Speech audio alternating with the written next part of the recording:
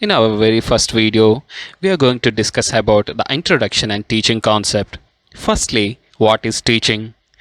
Teaching is an activity aimed at bringing about meaningful learning through a method that is morally and pedagogically, that means educationally acceptable.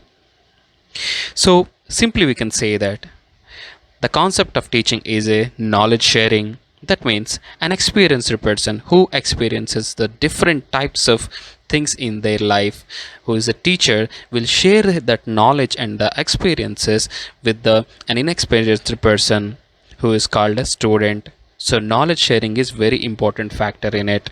So this is the main theme of teaching. Next thing is multifaceted activity. Multifaceted activity means a teacher involves the multiple activities like classroom management, knowledge sharing, and motivating the learners and evaluating their results, everything. Like there are many more of my activities will be involved in it. Cause of meaningful learning. A learning should be an understandable in manner, not just in by hearting or memorizing. Students should understand the concept and the depth of the concept and subject, and he should perform well with that concept in their real life scenarios. Next one is respects cognitive integrity of learners. Different students has their own compatibilities. A student can learn a lesson in just 20 minutes and another student can learn that same lesson in 1 hour. It may be the varies between the learners in their cognitive integrities or cognitive capabilities, but the cognitive integrity of learners should be respectable and taken into the consideration while planning the teaching process. There is two ways of understanding of teaching. The two ways of understanding are: first one is instructor centered, second one is learner centered. Instructor centered means it is a teacher centered. Teacher is the main concept here. Teacher is an active person and learner is an passive person. Learner doesn't allowed to ask any doubts or communicate with the teacher. In learner centered, teacher and learner has their own active part and they can communicate with each other and make discussions and take the suggestions without any hesitation from each other. So next one, we have to differentiate training, coaching, teaching and mentoring, because people think that these all are equal, but they have their differences. First one, training. Training means simply mastering a particular person in a specific skill through a direct interaction.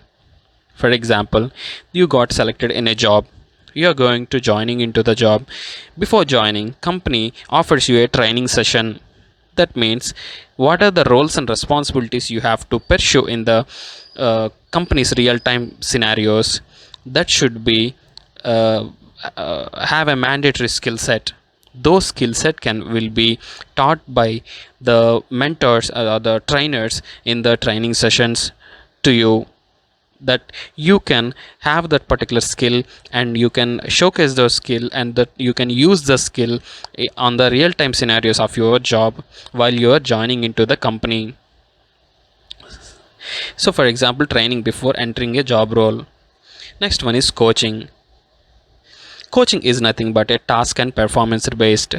You already have a specific skill, but how you are using your skills while performing a job, what much of effectiveness you are using, what much of effectiveness and effective outcomes you are bringing from your performance by using your already having skills, right?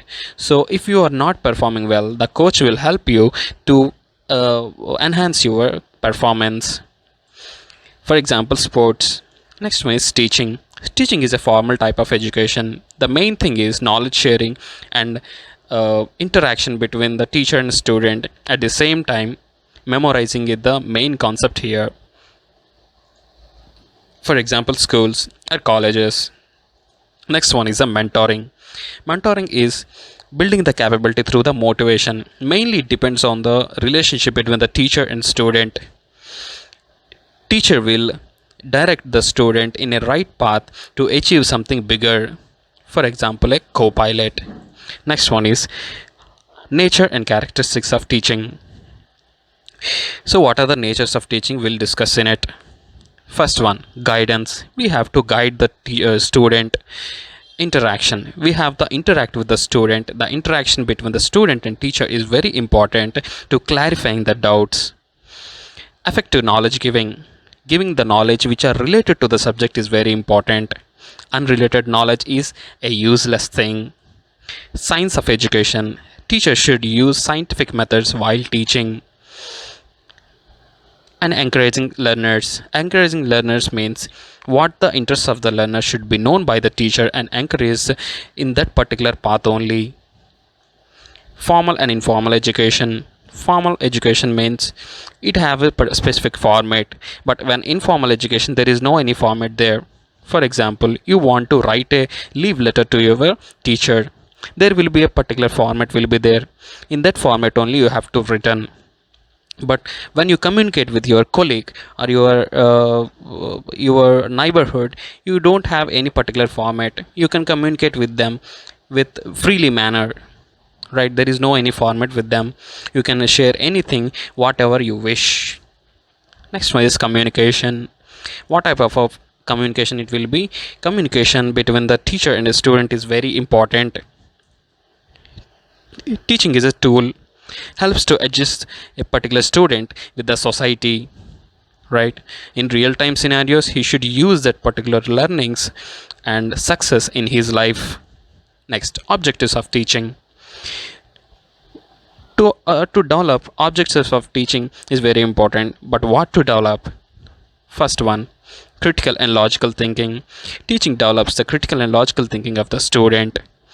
Knowledge. So now, of course I'm already told you that there is a transformation of knowledge. Next one, understanding. Understanding of the concept by the student is very important. Attitudes. Building a right positive attitude is very important to the student to perform well and bring the effective outcomes. Interest in study. Teaching creates an interest in studies when it is a good enough particular in particular performance, right? Right teacher can brings the interest among the minds of the students, right? Practical skill. Practical skill is also important along with the theoretical part, so teacher should concentrate on them. Adjustment. Student teaching is be like that, the student should right enough to adjust with the society. He should know the how to deal, how to perform, how to talk and how to behave. Those things we have to teach them as a teacher. Value achievements. There will be ethics and values will be there, how to achieve those values and ethics should be taught by a right teacher. Friendly environment. Friendly environment only possible when the free flow of communication. The free flow of communication will be uh, offered to the students at the same time, student in between the students, at the same time in between the teacher and student also, then it creates a friendly environment. Next, phases of teaching. There are three phases of teaching. First one is pre-active phase, second one is interactive phase, third one is post-active phase. In pre-active phase we have two types of steps. First one is establishing goals, second one is how to reach those goals. The way should be laid by the teacher only. He will decide the goals, he will plan for the goals, right? First he will decide the goals, what type of goals you should achieve and what the plan to achieve that goal should be taught by the teacher. Interactive phase has the three steps. Interactive phase has the first step is a perception. Student and teacher has their own perceptions on each other, right? So first perception of a teacher is very important. For example, I'm a teacher, I thought that a particular student is a duller. That's my first perception. At the same time student also have his own perception on me. When he sees me, when he watches me, he thought okay, he is a better teacher or he is better not, right? So he has his own perception. First one is perception. After perception there will be diagnosis. Diagnosis involves including the perception along with the actual scenario also. I think he is a duller, but actually he is performing very well, right? So I have to take both of these, my perception at the same time actual scenario, into the consideration and assess and estimate the situation. Same thing will be repeated on the student side also. Next one, process of reaction, perception and diagnosis. Last one is the process of reaction. What type of steps I have to taken to increase the effectiveness of the teaching and learning process. So this is the process of reaction involves. Next one is a post-active phase. After taking the necessary steps, what type of feedback and what type of results it been generated through the action and reaction process, those will be recorded. So it will be used for the forecasting the future purposes or future techniques. So that's all about today video. Thank you so much, and please stay connected with BriefMe. Please like, share and subscribe our channel, that needy people who are preparing for the NET exam can be beneficial by this.